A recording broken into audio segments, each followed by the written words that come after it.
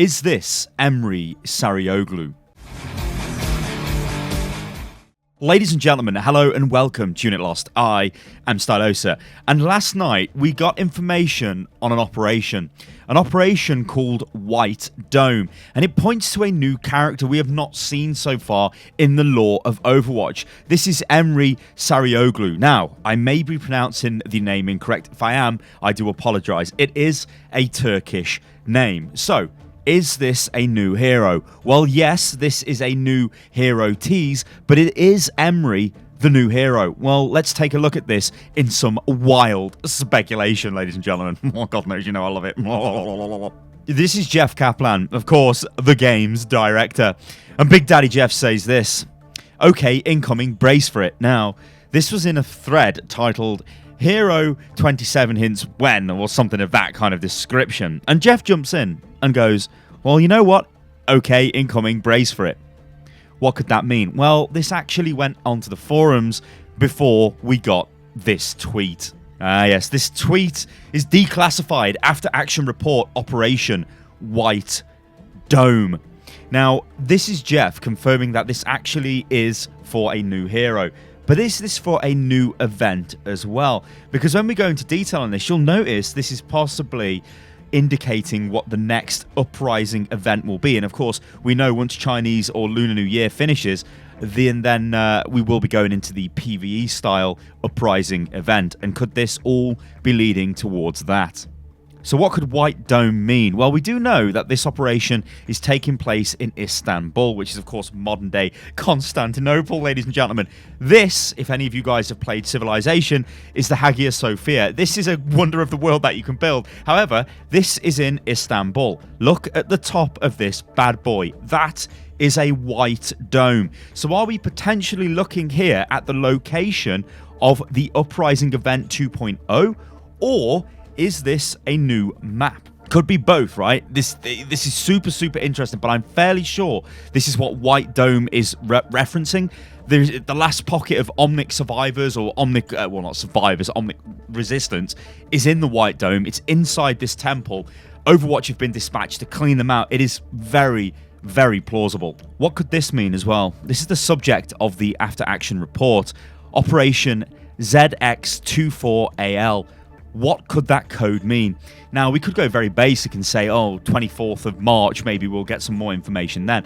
I don't think it's going to be that long until we get more information on this. If the Orisa launch was anything to go by, we should typically get some more information next week. We might get more information today, we just don't know. We're going to have to stay tuned to the official Overwatch channels to see if they drop more info. They could drop a mini blog update on their website. They do sort of fake news updates and things like that. So that is something to look out for. But as for the code itself, I am pretty flummoxed. I don't really know what ZX24AL means or if it has any significance.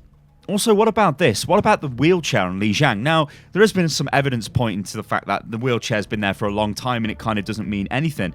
But maybe the wheelchair is something to do with Emre. Maybe he was injured in the op and somehow found his way to Lijiang in the wheelchair. Like, this is all very random, and I don't think this is going to be anything to do with it. But you could go crazy. You could say maybe the suit from the Moira origin story trailer that we see in the background, maybe somehow Emre gets hold of that.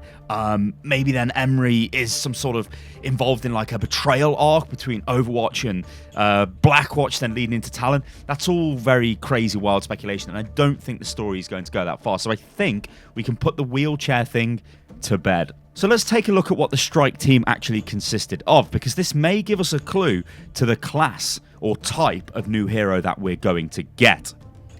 Strike team, under the command of myself, Captain Anna Amari, was deployed to the outskirts of Istanbul, Turkey, to deal with a remaining pocket of Omnic resistance. Personnel included Lieutenant Reinhardt Wilhelm, Chief Engineer Torbjorn Lindholm, and Private First Class Emre Sarioglu. After routine insertion, the team was, and it goes on.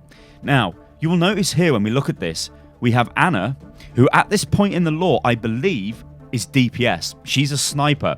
She is not a support yet. I think she becomes a support later on, well, when she comes back as Anna, because she steals the biotechnology Mercy's got and all that bad stuff, or mad stuff, or crazy stuff, or whatever you want to say.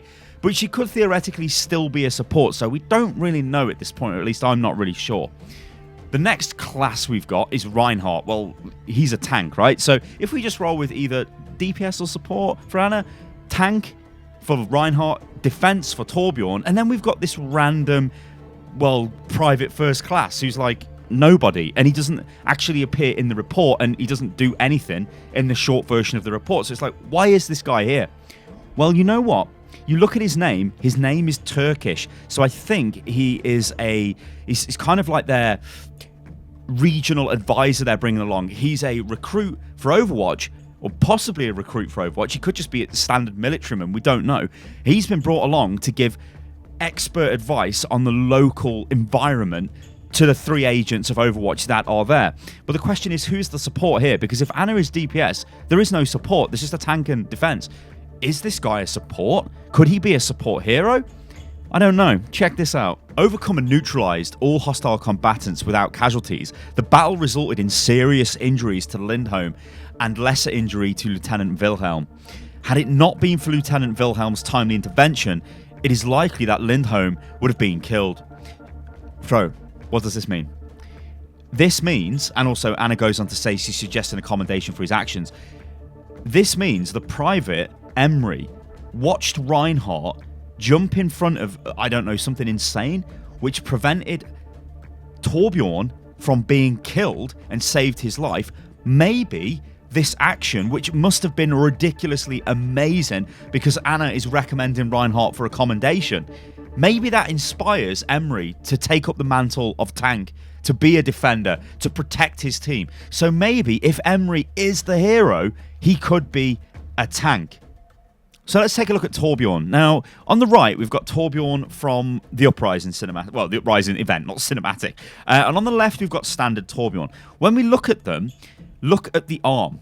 Look at the claw. On the right-hand side, it looks like Torbjorn has his whole arm. It looks like his arm is possibly inside the middle of the claw.